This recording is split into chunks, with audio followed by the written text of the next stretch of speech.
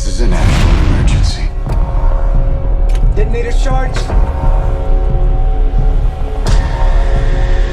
So we are doing Oppenheimer, finally! We're in a race against the Nazis. Oppenheimer is a 3-hour film on the dot. Build a town, build it fast. If we don't let scientists bring their families, we'll never get the best. Why would we go to the middle of nowhere for who knows how long? This film's good, man. It made me cry.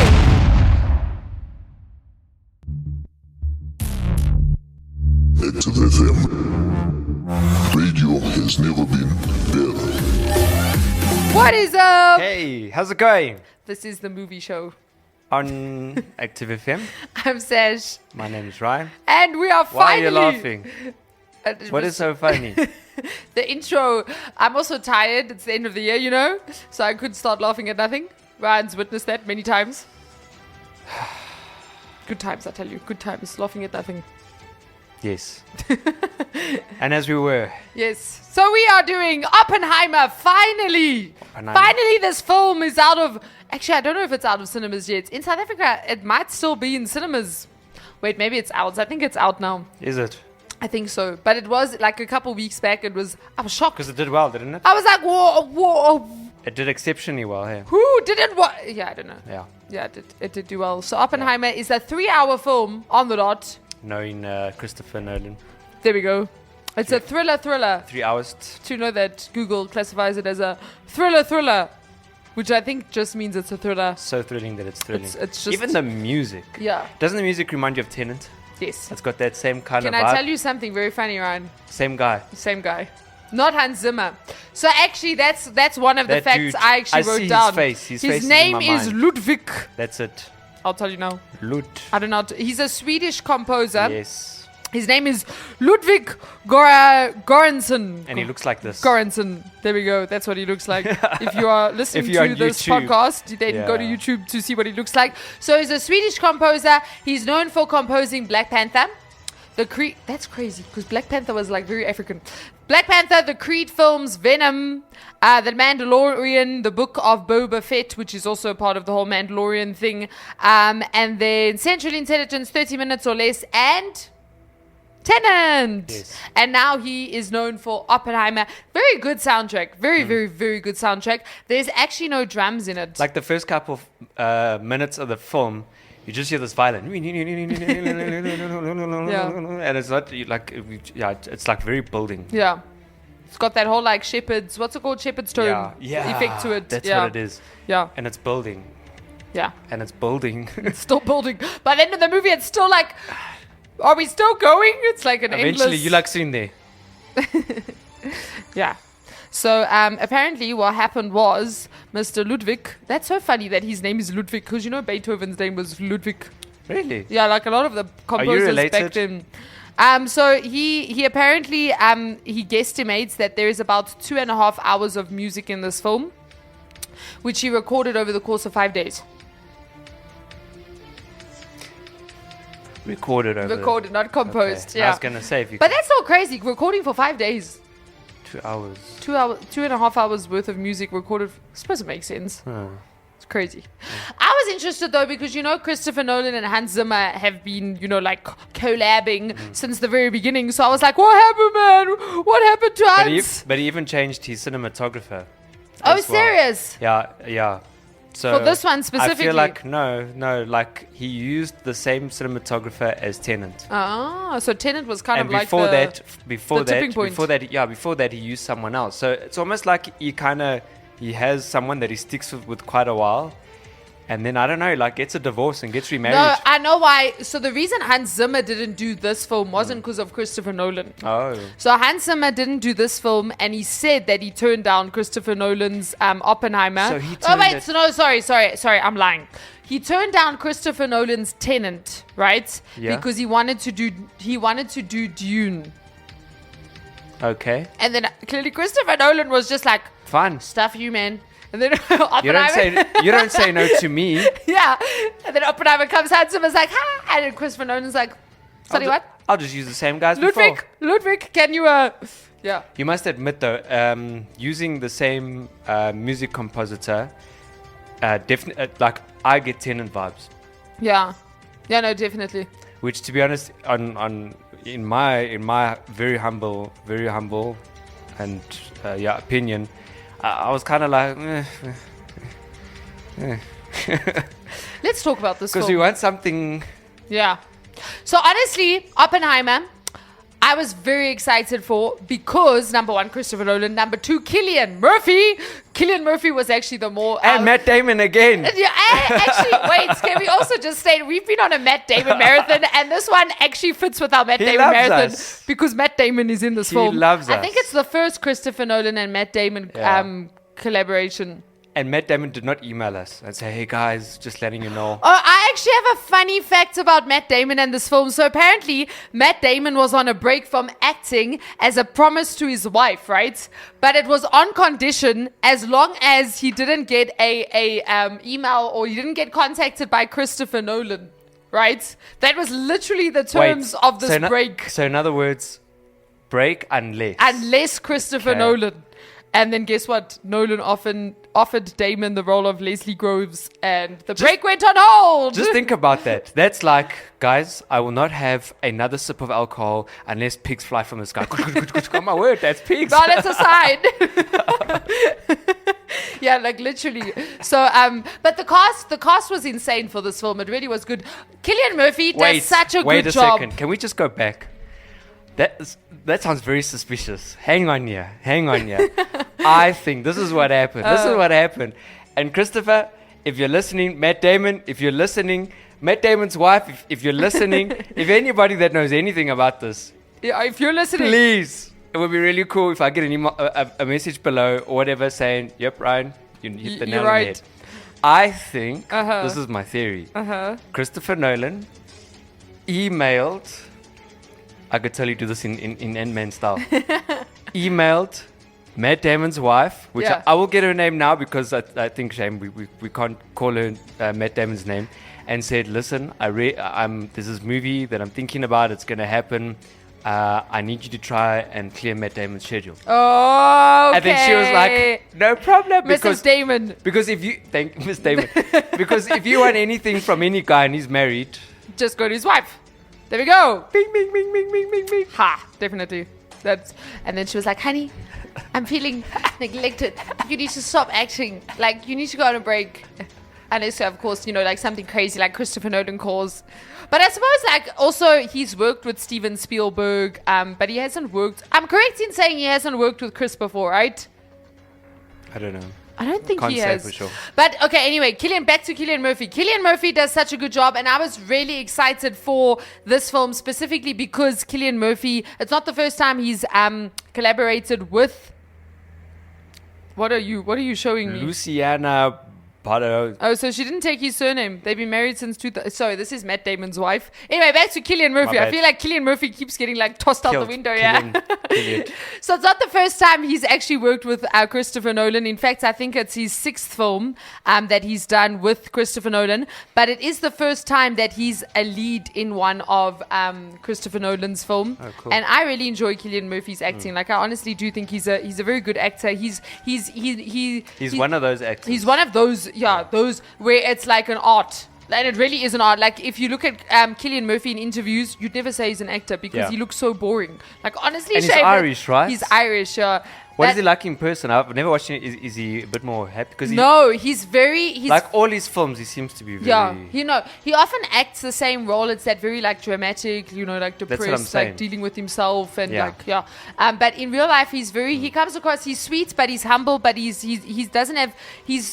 not long-winded. Like, he'll literally give an answer, and then he'll like look at you and nod. Direct. Like, But according to an article in the New York Times, Kai Bird, which I think is one of the authors, because this film was based on a book written about Oppenheimer, right? So I think he was one of the authors. But basically, he visited set in Los Alamos, and upon arrival, he was so stunned at Cillian Murphy's resemblance to J. Robert Oppenheimer. That's right. And the two had the following exchange. He literally walked up to Cillian Murphy and was like, "Dr. Oppenheimer, I've been waiting decades to meet you."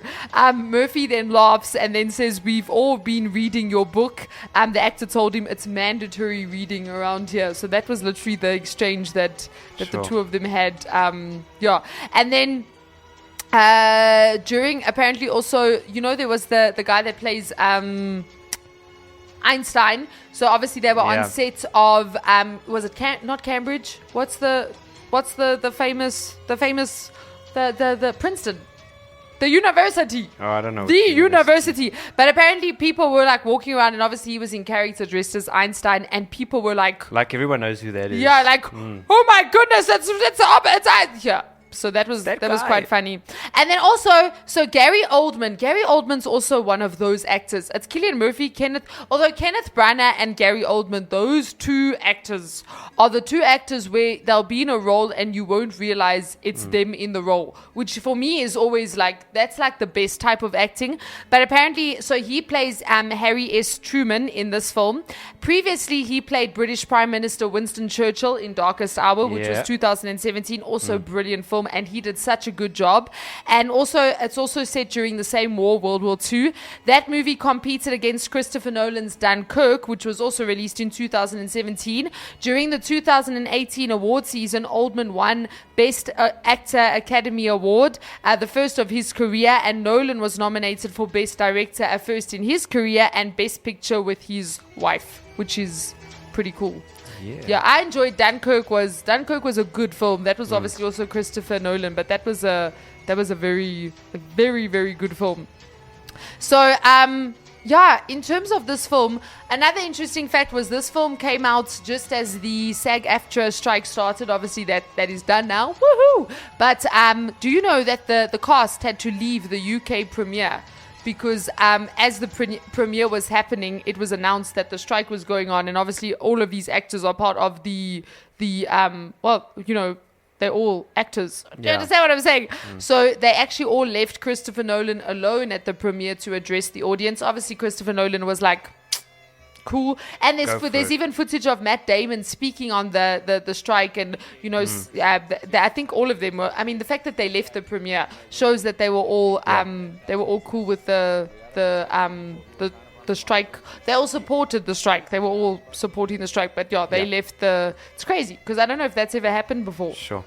They're leaving the I strike. think Christopher Nolan was just like, sure, just made it in time with this film. Yeah, actually, he literally released it just before the strike started. And obviously, I think what also helped this film was, so obviously Barbie came out at the same time, but you know, Barbie and Oppenheimer, I mean, there was the whole Barbieheimer thing, you know, so I don't think, and if you look at it, out of the two films that lasted in cinemas, it was Oppenheimer that lasted in cinemas longer. Yeah. But also, no other films have kind of been released because people haven't been able to, you know, like actors haven't been able to promote films. The Hunger Games, Ballad of Songbirds and Snakes, they got an exception from the union to actually promote their film. So that's why they were able to go ahead and do promotion on their film. But a lot of films have been put on hold, and you know, release dates got pushed out, etc. So so I also think that kind of maybe helped with this film, because like it was kind of like a standalone, like it came out, Barbie was there, but then there wasn't much else coming out. But I mean, what film would, because the thing that makes this film very special is that it's a figure in history. Yeah. And it's a Christopher Nolan. And I don't think, like, there hasn't been a lot of, maybe now, recently, in the last decade or so, media about Oppenheimer. Yeah. So it was something very, wow, that's like, I was never interested in who was the father of the nuclear, you know, and now it's like, and plus Christopher Nolan. Like, you're putting two things together to recipe for success. And you know what's crazy is in Tenet, I don't know if you remember, there's one point where there was the one character, she was Indian. I can't remember who she was exactly, but she was talking to the protagonist played by Denzel Washington's son, whose name David Washington, I think his name's David, and she mentions how there was Oppenheimer and he made the atomic bomb, and he was concerned that there would be like this ripple effect, which is exactly what happens in this film. So what's cool is it's almost like Christopher Nolan's creating this like world, this like universe. The cinematic universe. One thing I did not like about the film was obviously the nudity. The nudity was extreme, and what's weird is Like, Christopher Nolan doesn't do that. Do you understand what I'm saying? Like, Quentin Tarantino, you can expect, So I you know, guess like we the can F-bomb millions of times. F-bomb. Sorry. This one was not the F-bomb, it was the H-bomb. But like, do you understand what I'm saying? Like, you expect certain things from certain directors, and like, then this one, he just went and like, bam! And like, he could have done it in other ways. Like, it was very explicit, like very explicit. Crazy. So yeah, that I didn't enjoy. However, well, I liked how he did the whole black and white effect. It's crazy, yeah. And do you Very know that nice. they literally had to create black and white film for IMAX? They literally went and created for. I feel like each director has So like they went their own. right down to even the chemistry of the film. That's cool. No wonder Yeah. why it looked very authentic. Yeah. Because it did. It looked looked so. very I was just like, authentic, wow, yeah. this looks so great. This doesn't look like somebody just popped a black and white filter on there. Filter on, yeah. No, it was You know? it was very good. In terms of favorite Christopher Nolan film, shockingly enough, because for me, like this, I was ready for this one to take over my Christopher Nolan. Really? Because of Cillian Murphy, because I really like Cillian Murphy, but it didn't. I've only watched it once. I haven't watched it more than once, but it didn't. For me, my two top favorites, Christopher Nolan shame. Obviously, Inception's very good, but I feel like Inception's a What do you mean very. very good. No, Sashi, it wasn't very good. What was it? We'll have a movie show about this one day. Okay. Okay, I like Dunkirk. Dunkirk for me. Yeah, you did Dunkirk's enjoy it a lot. yeah, Dunkirk's that film's solid. I know not a lot of people will like that film, but I watched it the once and I was just, you know, when you get to the end and you're just like, damn, man. The thing about a film like this, of Christopher Nolan's films, like this one and Tenet, and I'm trying to think, and Dunkirk, obviously, is that it's not a film for everybody. No. This is one of those, like, you know, those films where you have to, like, you have to be a filmist. Yeah. Filmist? Is that a word? Filmist. Like, you watch films and you don't just, like, when I watch a film, like, I'm focused. I want to understand what's going on. I don't want to miss one conversation. Yes. Because I understand that every conversation It's has there to for play a with the reason, whole yeah. story. And the reason why I love a lot of films like this one is because of the there's some technical stuff, and when you understand the technical stuff, it has a role to play within the story as well. Yeah. So you really sit there and you're like, oh wow, no. Meanwhile, some people are like, wait, Shane, but that guy's got a husband. I mean, that guy's got a husband. Isn't it? That guy's got children, and there's a wife in it. I'm like, forget about that. The atomic bomb did it, and they have to do it, and this has to happen because otherwise, then this, and then we're stuffed. That's from a technical, Wow. from a technical aspect. Yeah. That I think what the difference with Christopher Nolan, the type of director he is he makes films for an intelligent audience. There you go. I'm not saying that now. Yes. I'm not saying Very that intelligent audience. No. What I'm saying agree. is he's not making it. So some filmmakers make Yeah. a film almost like It's not entertainment.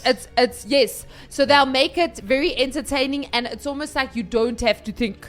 Which some people enjoy. You know, for some people, movies are an escape and they don't want to think. They want to escape their problems or their life or their... There's a day for those. Yeah, they are. And I think we all have those Yeah. moments. Whereas for Christopher Nolan, his type of film is one where you actually do need to watch it more than once. Yeah. So like, even having said this, I need, like, I haven't watched Oppenheimer more than once, but it's also, it's you have to think, It's you a know. very long film. It's long. And That's the sometimes other you thing. really have to understand the Yeah. whole atomic. So I don't know if you at any point you were like, wait, what? Wait, hang on. Whoa, pause, hang on. Google. You also have to be a physicist. That's what I'm saying. Yeah, like... So some of the stuff you have to like, hang on, wait. Like what? To understand the concept, yeah. Wait. Yeah. Okay, play. Yeah, but I mean, that's Christopher Nolan's style. And I mean, with Tenet, I mean, did you watch it 10 times? Yes. Did you? So like, he watched it, but also that Christopher Nolan's known for that. He makes his film that every time you watch it, it gets Technical. better. It actually Yeah. gets better. Yes. So for me, top Christopher Nolan films, definitely Dunkirk. Inception, I really enjoyed. Interstellar is also a good film. I think I need to watch it again though. Interstellar, I was just like, I was lost. To be honest with The you. soundtrack in Interstellar. I didn't fully grasp the Interstellar. Yeah, the there was concept. and I didn't try, so I'm Yeah. not saying that I. Yeah, I suppose Interstellar's also on the whole side of you have to get into that side Yeah. of. But then the other film that I really enjoy of Christopher Nolan is The Dark Knight, which is the second film in his Batman trilogy. Really enjoyed that film. That was good. Yeah. And another Christopher Nolan trait was not one single CG shot, Yes. which was crazy. Yeah. And the bombs Especially- were real. The bombs were real. The bombs were They did absolutely add. real. They did add some. I read somewhere that in that specific. What was it called? The what test? When the whole That Manhattan, not the Manhattan Project. There was another one. It still goes off at 1 minute 58 minutes into the film. That's when the bomb. It's obviously the bunker. It was their test basically. Yeah. It was their. But apparently, so they used. There was like a whole bunch. So there were real bombs. There was also miniature sets, Yeah. and then I think they did add like slight modifications. Just try and. But it wasn't like. I mean, they said that. I suppose if you use a real bomb. Yeah, and I think he said they wanted the real bomb, first of all, for the actors' response, for the impact that the bomb would have on the actors and all of that. And True. And the fact that Absolutely. when the bomb went off, it went silent. Like, that was great. Like, the choice, like, literally sitting in a cinema and it's dead quiet. You're just like if you were eating your I would have popcorn liked at some that rock point. music with that. That Yeah. would